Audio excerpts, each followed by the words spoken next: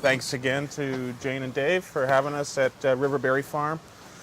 Had the pleasure of being up here a few times over the past couple years, working mainly with Dave on biomass heating in greenhouses. So just to give you a background on the farm, we bought it in '91, and we started with a little coal frame and a couple window sashes, and we planted, I think, an acre of vegetables that year, and strawberries. We started with strawberries. That was our first crop. That's where we got our name. And we started, we were living in Massachusetts before we came here in the Connecticut River Valley and got spoiled by river bottom land and looked for land there for 3 years and couldn't find anything. Then we finally found some river bottom land up here. So we don't have any rocks or stones on the 150 acres. So we're spoiled. But how we got into greenhouses, I guess we put our first greenhouse at Hanwha. A friend of mine was a salesperson for Hanwha back then in 1993 or 94. And we put up one of those houses and really fell in love with them. We did, just because they were really well made and they were really blueprinted beautifully, and what I like about the company and still like about it is they keep trying to make them better, and you'll see the improvements from some of the old Hanwhas to the new ones. And Ryan, he puts them up. He's been putting them up for us and for other people, and he'll swear by it. It's just they keep making them easier and quicker to put up, and they try to make them cheaper. They keep increasing the distance between the spans so there's less metal. So that's a really pretty neat company. And I'd mentioned before, you can buy direct. Robert Chavez is the guy you call from Hanwha. So, and he says he can service Vermont directly. So, so we started into bedding plants about 2000 maybe, and or maybe a little earlier, and it kind of kept growing, and now it's become a fairly substantial part of the spring business. So we primarily do retail on bedding plants, and then a little bit of wholesale, and then we go to the field vegetables, where we do about 50 acres of field vegetables. So we pretty much have a year-round business. We're just finishing up washing in our packing house, and then plants kind of have been keeping us busy. So when we talk about biomass heating, you know, over the years I kept seeing my propane bills kind of like, as we put more and more of these greenhouses up, and it was just like, wow, this is getting expensive. And then one year it would go from $1.25 a gallon to $1.75, and then up to $2.50, and now it's back down to $1.90. Who knows? But so Vern Grubinger got some grants, and so we put in, the first one was a amazing corn furnace. It's really a residential furnace designed to burn corn and kind of wood pellets. We've had it for about 4 years, and it was broken most of the time for 2 years, and now I finally got it run pretty well. So I think you can make them work. But as you'll see, they're kind of residential grade, and you'll see warped walls and burnt out plates and stuff. So I'm not sure how long they're going to last. But the company that makes them went out of business, LDJ, but the whole design was bought by 3 companies, and there's one called LMF that still makes it. So if you're interested, you can still buy them. And Paul Bovin is the salesperson, both for those and the other boiler I bought. And he says they're about $3,400 now, new. So they're not too bad. So you give him a call, because LMF's probably the only manufacturer right now of them.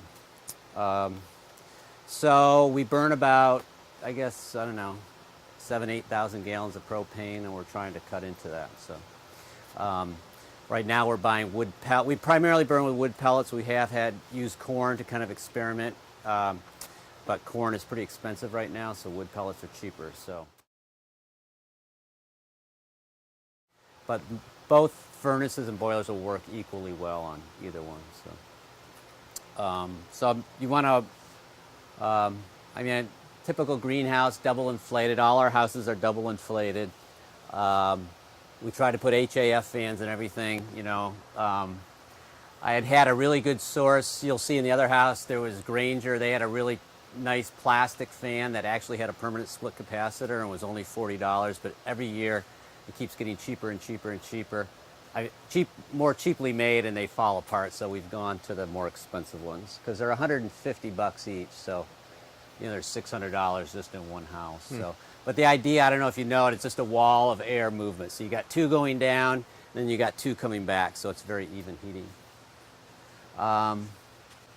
And then, just a typical Modine, it's $1,000 for a 200,000 BTU Modine, and the pellet ones, by the time you put stack in, is probably about $4,500, and then the boiler is about $8,000. So, but yeah, nothing too different, just the standard. These are 5-foot centers, and you'll see on the new Hanwha they've gone to 6-foot centers, and they're bigger tubes even. And these things shed snow better than any other house I've ever seen. So there's something about the continuous slight curve. The snow really slides off really well. We've had some Ledgewood houses, some of the real small tunnels, and those are really nice because they were pretty inexpensive, but they still didn't shed, even though it was A-frame, it didn't shed quite as well as these guys do. So. All right, any questions on the envelope or the house or nothing? Okay, so let's go. Dave, Yeah. I do like to highlight how you're sealing your sliding doors there. I think that's a novel That's idea. Ryan right there. He's our air infiltrator. Yeah, so we just use a rubber inner tube from old tires. So the idea is to, block off leaks, and so you get a pretty decently airtight. It's not perfect, but all those leaks really add up amazingly. So it's cheap, and it works pretty well. We have on some of the houses, you'll see we've started using the aluminum foil like they had over at Jericho Settlers at bench level. And we've discovered two things. If you're going to buy it, make sure you buy aluminum on both sides, because if you get the white plastic on one side, it will react with plastic and just turn into nothing. So make sure you do that. We learned that the hard way because it was just flaked everywhere. So. And how are you venting this house? Just side roll-ups. Okay. So we're really pretty ancient and archaic. On this one? Yeah, on all of them. Well, except for the roof vent, yeah.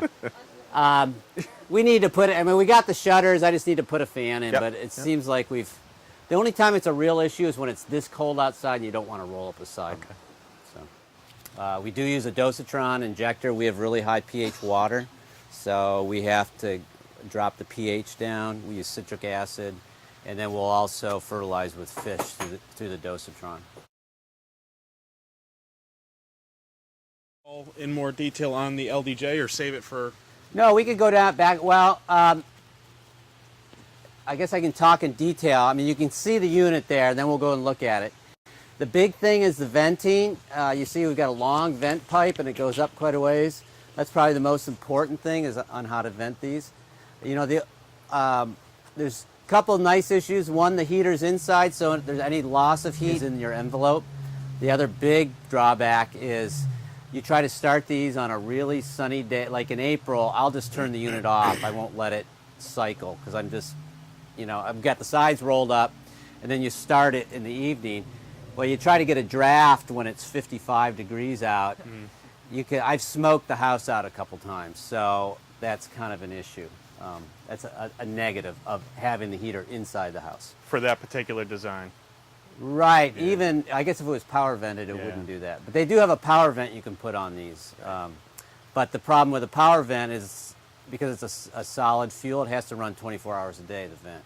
So you're sucking hot air out all the time. Right. So the LDJ is an example of a relatively inexpensive biomass heating furnace that's, I think at this point, probably 10 years. Maybe old. Probably that's 15, when they first designed them. Design is probably about 10 or 15 years old.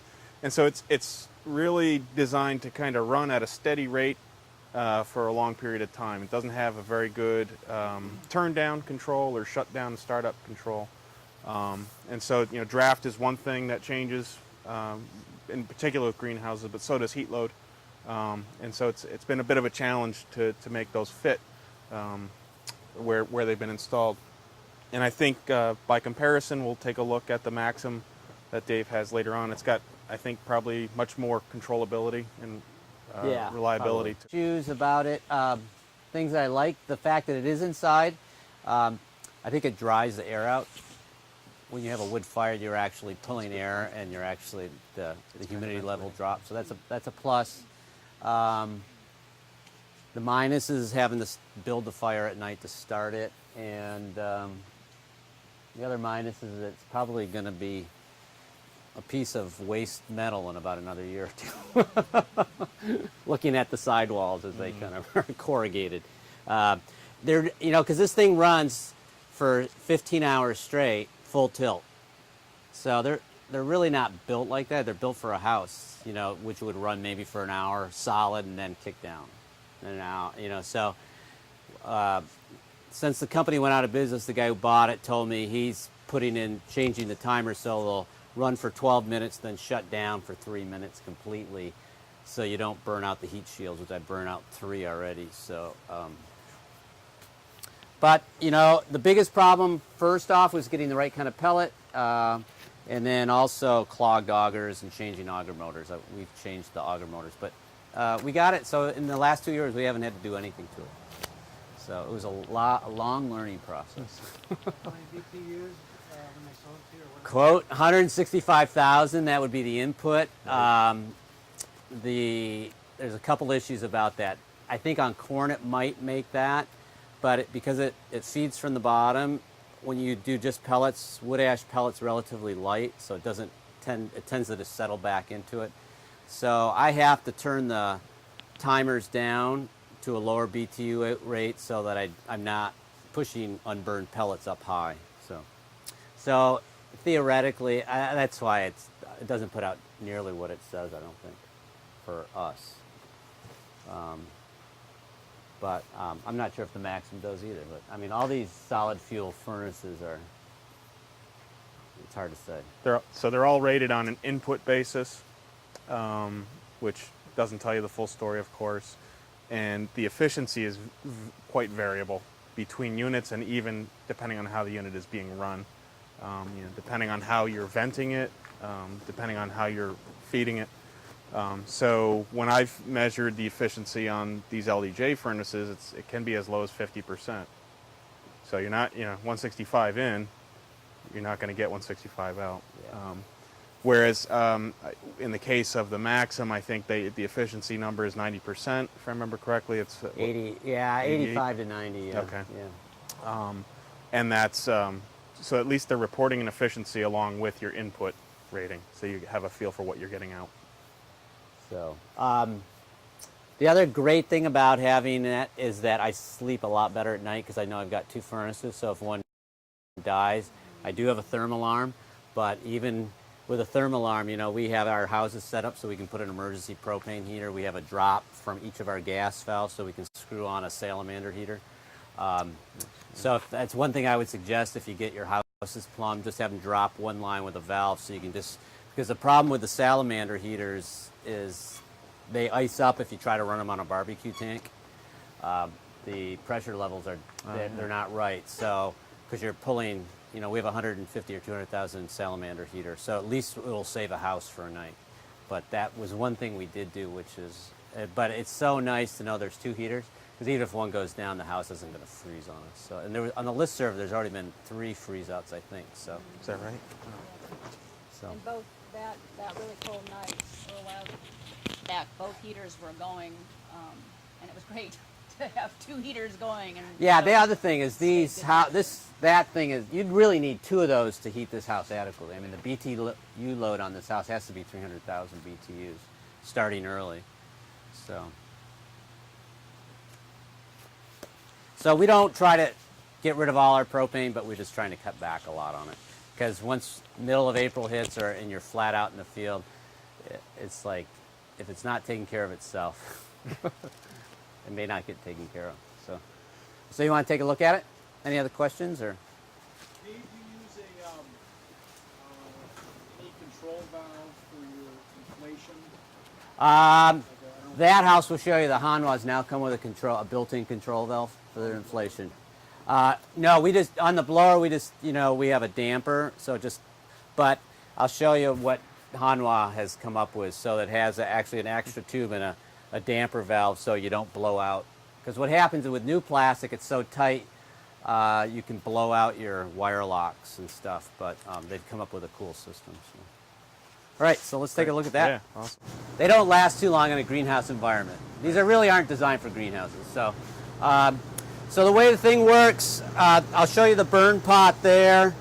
The timer controls are back here, and we built the hopper. We put it outside so we wouldn't take up more greenhouse space. So there's an auger that feeds into here, then another auger feeds into the burn pot. And that's about it. And there's a little blower fan. So, so if you want to come around, you can kind of take a look. Anybody wants to see the flame or fire? Anybody interested? Got some takers. There you go. So you can see it's feeding pellets in from the bottom, and then they push up. Yeah. This is the heat shield. You can see I've already burnt that one out, and there's one I burned out already. There's a flap, so if there's too much pressure in the tube, this flap will open and release some of the air pressure in the system. Yeah. This plastic's pretty old, so now it's not operating, but when we first have it, this thing is open a fair bit, dumping some of the pressure. So the pressure doesn't get too great in between the air plastic layers. So pretty simple system. So, but that's pretty much how it works. So it's not too complicated. Yeah. The dryer vent. Yeah, it's just a tube with a little valve. It's a little flapper. So if the pressure gets too great, it'll just open up and let out some of the pressure. So. Did you think of that, Dave? No, that was Hanwha. That's what I love about the company is they think about all these things. You'll see in the new house, they've made things so simple. Yeah. It's incredible. A quick question while we're here. You're inflating with outside air. Yes. Tell us why. We're inflating with outside air so you don't get a bunch of humidity in between your layers of plastic. You never want to put the air inflator on the inside because it would just be nothing but moisture in between the two layers. Cool. Thanks. So a little fan is up there. And actually, Ryan was telling me somebody's found a solar-operated inflation fan. Does it have know about it? battery storage? I don't know, does it have battery storage? You have to charge your battery. And Yep. if you're in a cloudy area, you're supposed to have two. Sure. Oh. Yeah. Because they do, you know, you think, oh, it's not much electricity, but if you have 7 houses and you're running that fan, it draws 0.54 amps at 110 volts, so how many kilowatts am I burning a day? It's 500 watts. So times 24. No, it's 50 watts, sorry. Times 24, so that's 1,000 watt 1,200 hours, so a watts. kilowatt hour a day. a kilowatt hour a day. So it's, you know, Is that right? Anybody wanna 15 check cents it a day per fan times 365, and if you got 10 fans, you're $1,000 of electricity. So Little loads add up. So this is the project. Vern, I think Vern's been really great about trying to find money to help us trial all these things. And it seemed to me that, you know, while the LDJ's all right, I just don't think it's going to last. And I said, well, there's something out there a little bit better made that's not super expensive that could maybe do it. So for some reason I saw these and I started looking at them and I said, well, you know, that's not too bad a output. It's 250,000 inputs. That puts out about 210,000, I think. And it just looked like it was a little bit beefier and a little bit more well-made. Now it's a boiler, so you've got the cost of all the boiler parts, is what adds up. But these are 8,300 new, but you get $1,000 off from the department, the Vermont Efficiency. You get a $1,000 rebate because they're EPA class. They're down around 7,100, 7,200. So it's not dirt cheap, but if you could run a couple other buildings off of it. We set it up so these are 2 small houses, so the idea is we start in that house. That's our first house always. So it can handle that whole house by itself. And by the time we in here, the heat load isn't as high. So it can handle both these houses pretty much. And we set it so we put in ground tube heats for the tomatoes in here. And then we have a bench heating system in there that it runs as well, a hot water tube, which I can show you. But well, you can see how this operates differently in that instead of trying to push the ash out, it pushes it this way and it falls down into here. I'm hoping that I can get it to, there. Well, we'll see if the blower. There we go. Once it really gets going, this thing really has got a huge output compared to the other one. It just seems like it's got a lot more oomph to it. But because there's no heat load right now, it's kicked down into its low mode. So we're trying to turn the thermostats up. What's that? Yeah, that's fine. I kicked this one on. It'll start going. So Dave, Yeah. you mentioned that the fact that it's a boiler means you got to do more plumbing, Right. and it's a expense and a labor Right. add. But have you found benefit to being able to run different ways, be able to run with different ways of getting heat to the Yeah. Yeah. different two houses for one thing? Yeah, right. So 2 houses with 1 unit. And then the other thing is we can do the ground tubes in here. So we have PEX tubing. This should have been in tomatoes, but it's not quite. We were reskinning and one piece was cut too short, so we're waiting for the next one.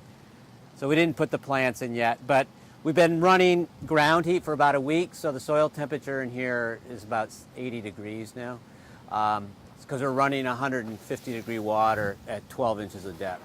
So that's been a huge difference. Last year we planted, we'd always plant tomatoes in April and they'd sit for 3 weeks if you didn't heat the ground. But when you heat it, it's amazing. Wow. So we did that, and then, what's that? We didn't, no. I probably should insulate the perimeter, but we didn't. When we put this house up, we didn't do it. So. No, it's just water. Not down that deep, no.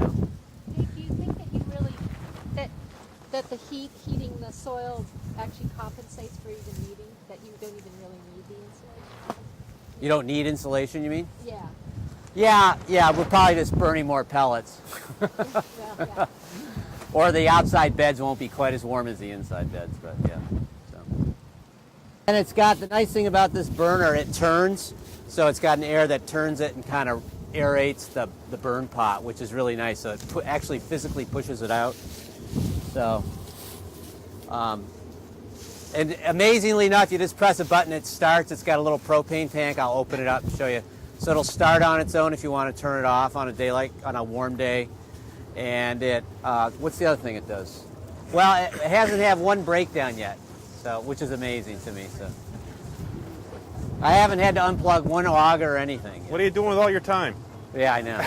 So Yeah, right. we used 1 inch. No, hey Ryan, we used 3/4. I think 3/4 inch For the in-ground tubing. Yeah, 3/4. This stuff. So we have a header here, a manifold, and then a loop that goes under each bed. Shadow. Yeah, it's bent one big loop, then it comes back to this return so manifold. Here's there's the plumbing in the ground. So. So only where the white plastic. Right, those are our No, planting I'm beds, on yeah. it. You're only doing this for tomatoes home. You could do it for greens. I've heard people run them in the middle of the winter for greens, and they actually can get cuts out of them and stuff like that. We haven't tried that yet. At night, you're still running the loading. No, we have a heater in here now. See, here's the heat exchanger. So from the boiler. But if it gets really cold and like if it's down to 15 on both and both houses are running, then I need the modine. So it doesn't have enough of them to do it. So. Right. This is for that heater. This zone goes to that house. This is the mixing valve. This is where all the expense comes. Yep. Hot air. So the hot water's So coming in. it This is ends basically up like a being radiator expensive in your because car. of this part. And then there's a squirrel cage fan in there. Yeah, right. Yeah, there you go. Ryan does. I don't. You know what would be sweet is if there was a way to like retrofit those motors. We start that house usually the Really? 1st Yeah, of you could March. put one of I these think on. Just now when with you the buy it, system we you can talked buy it, about, like, from next year we're going to Yeah. Modine or whatever. insulate the walls you better could- next I mean, year these in are- February with You it. could buy. Oh, this is just an air heat exchanger. It's basically all it is it's a radiator with a fan. So it's no different than a modine. It's just running hot water through the tubes and you blow it. So one thing the other house we put it up high. I think we'll probably put it low so it blows underneath the benches. So it's not, you see, these are the other expenses. You buy a boiler, it's not all done. Right. You got to buy this, you got to buy that. So I think you could probably do a system, a simple one with just one heat exchanger. So you For- don't have any backup in here, huh? Well, I got the Modi. Oh, yeah. That's still plugged For in. $1,000, I mean, it's so simple. So I would never not have backup in any house. So for these, anyways. I mean, I still only have one Modines in the later ones, but so you got to add at least a couple $1,000 probably by the time you're done. So this is the big hopper. The nice thing is you can put a ton of pellets in, and I let it run out so you can see the auger operating.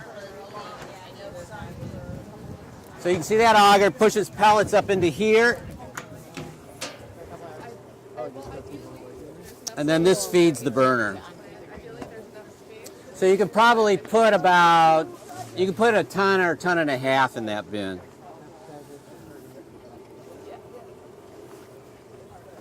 You got to buy them through a dealer. Central boiler is not really. Oh, and it comes with a chimney. So, which is not, it's $1,000. So you're Right. talking, Right. you need to add almost $1,000 to an LDJ type, whereas it comes with this. So that, it's actually, it's substantial. So. Dave, you've done payback or cost benefit on this, didn't you? Yeah, I mean, basically right now we're doing $2.30 a ton delivered on pellets. That's equivalent to about $1.35 a gallon propane. But then you got to add your labor in. Depends how much you're going to burn through it. You're probably at least 10-year payback, I bet. Have you had to replace anything yet? Nothing yet. But it's only 2 years. So, Paul has people doing these for heating milk, for pasteurization of milk, who run them pretty much 12 months of the year. And the only thing they've had to replace that stir tube. You see that thing and that's just a simple turn thing. There's a couple other, there's one or two other things, but it hasn't been too bad. It just looks like it's made a bit better than the LDJ. It's a little heavier steel and everything, so, but it's still, sizable. But there's really nothing else out there that's as cheap as this with that many BTUs. Right. And that much automation, Yeah. which is the key thing compared to next So. step down. Is a Right. big difference, I think. A couple things. We had put in this bench heating system. I don't know if anybody has seen these before, where it just ran off a gas hot water heater. You can find them as kits for greenhouses. And so we've been operating that for about 6-7 years, and it grows plants just beautifully, because as you can feel if you put your hand underneath here, it's just some nice warmth. And you can run your air temperatures cooler, and you just get really beautiful quick growth, even growth. So we thought, since we had a boiler now, we could maybe operate that system with that boiler, which is what we do. So, thanks, Ryan. So down there, we have a heat exchanger, that silver tube. So the water runs in these, and then and we got a leak here, so you can actually feel the hot water if you want. But water runs out each loop. There's a in manifold and an out manifold, so all the loops are equal, and it serves 4 benches. And now with this boiler, we're going to add benches to it, because this is about as big as a hot water heater could handle, would be these 4 benches. So that's been something that's worked pretty well. So these are a couple Hanwha houses that we took down in Canada probably 15 years ago. They're only 25s. And the way we use these houses, one of these is a bedding plan house, or 1.5. But we've gotten into the habit of taking the benches out and putting spinach in. So we have spinach at 3 stages, just so we get a little bit of use out of them. We're not very high tech. Mark's got the nice seeder. We have a little Earthway push seeder that we just push, and we plant in early December, get it to germinate, and then we don't cover it all. We just let it sit, and it seems to do fine. So we haven't tried anything else. It's just been kind of a way to get a few $1,000s extra out of a house that sits all winter. So So I wouldn't say we're winter growers. We're not cutting in the winter, but we, have been cutting now for about a week. So. And that's from a. So this is a 32-foot house. Cool things they did is this automatic double track, so there's double layers, and no longer ropes that break for your roll-ups. They make these nice poles with a clip on the bottom that floats, and the cranks are just super easy to turn. They're all geared, so you're not going to kill yourself. So, right now we got the sides clipped down, but yeah, this is their own crank. Advancing Alternatives copied them, I think, actually. So we haven't put the skirt on yet. This was an NRCS house, and we just did this last year. Well, yeah, you can order the skirt. But the interesting thing is we've always, I don't know, you can see all these broken roll-ups, water gets in them and cracks the pipe and you have to replace the pipe. They've started now giving us foam inserts. We'll see how well they work so water can't get into the pipe. Oh. So where each pipe goes together, there's a piece of foam that you put in. So we'll see how it works. Interesting. But, what? I know. So it's that simple stuff. So. Jeez.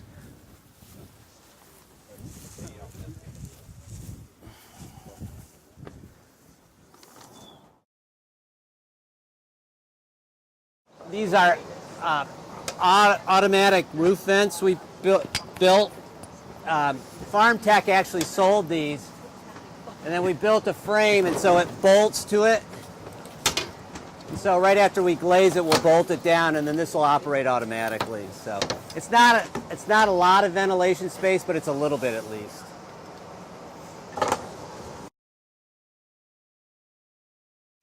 So this is a 32 foot Hanwha, and you can see how the tubes are, all the new Ovaltecs are the big tubes now. You can't even buy those smaller tube houses. And the reason they did that, they were able to go from 5 feet to 6 feet so that you can actually use less steel, so the house actually got cheaper. And then we decided to kind of splurge and get an automated roof vent. So that roof lifts up. And you can see the motor there and the gears that drive it up. So, what's that? It cants up. Yeah. So you see the arms. It'll lift up from the top. So. Yeah. Well, when we get it all hooked up, controller comes with. That's the expensive part is the controllers and the motors. I mean, it's a couple $1,000s for that. So. That's a lot of venting area. Yeah, it's huge. It's not going to be a big issue. What did this add to the house? Probably added 3,000, maybe 4 to the house, the vent, with the controller and the motor. The motor and the controller is what adds it all, but we'll see how it works. It needs 220, we only had 110, and by the time we got it up, it was like, all right, we're flat out in the field, we'll deal with it next spring, so. But you can see how far these roll up on the sides. Yeah. I mean, it's like you get so much ventilation already, so. And you're not running any fans to do it. Right, yeah. So. So, a little extra up front, but it'll pay out. Yeah, right, hopefully.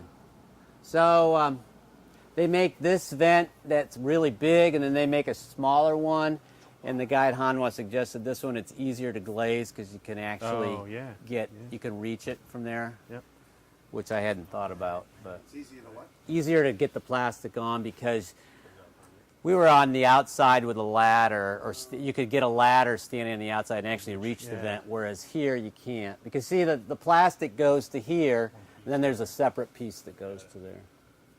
This looks ladder at the peak. Do you ever fall in the snow there? These things shed snow so well, it's unbelievable. I don't know why. I think it's because there's a slight curve the whole way. And with their extrusions, there's nothing for the snow to hang on. Yeah. Except the vent. I noticed that the vent does catch because it's a lip. So we threw some late cherry tomatoes in here last year by the time we got it up, but that was about it. But we'll see how it, we excavated so much, things didn't grow that fantastic. So we figured it would take a couple of years to make it actually flat. You could retrofit a house with that setup? Yeah, you can buy a vent, Hanwha vent kit. Yeah, because the basic Ovaltech structure's all the there. same, Yeah. So. Dave, you're using a lot of twin wall polycarbonate for your end walls. Yeah, Like that? I love it. Okay. It's just because we don't have to replace it every 3 years.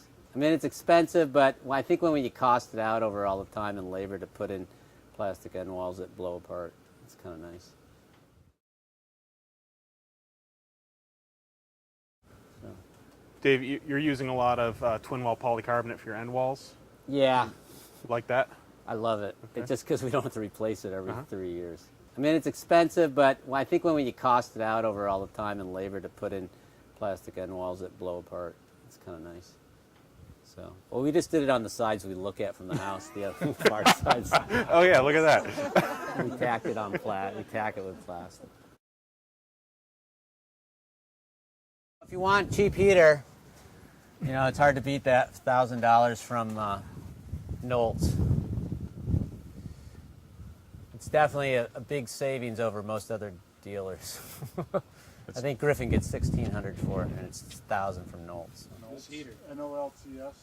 What? Knowles? NOLTS out of Pennsylvania. No Yeah. website. Yeah. Right. Yeah. Paper catalog. Yeah. TS or But- TZ? What's that? TS or TZ? TZ. Oh, TS. It is, okay. NOLT apostrophe S, Knowles. They're out of Iowa and they're in Pennsylvania, Iowa. But they also have all the modine parts, really reasonable if you need parts. I have a whole shelf and the one smart thing I did is I put all the same heaters in every house. So like if something goes, which often every season I get something go, either, you know, a thermocouple or a gas valve or a diaphragm or a blower fan. So you can stock parts and when you're woken up with your thermal alarm in the middle of the night, you can do that. Oh, I'll show you the drops on these heaters. If you ever think about it, we just use a Dayton salamander heater. Let me go grab it. You can run these off your big tanks. Because I've tried running these off barbecue tanks, and they last about an hour, and then they ice up, Freeze and up, then you yeah. have no heat. I've lost houses that way before. So, anybody lose a house to freezing before? We did 1 year, but that works pretty well. But these are old houses. This house is a Hanwha house, and it was 10 or 15 years old when we took it down. And it's probably a 30-year-old house, and it's still in pretty good shape. It's getting reglazed, so.